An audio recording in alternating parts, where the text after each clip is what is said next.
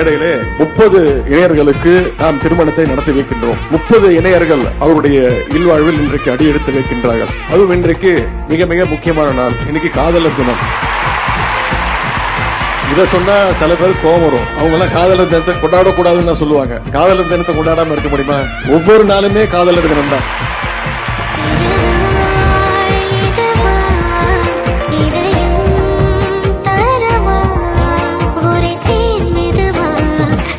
கஞ்சி வரவா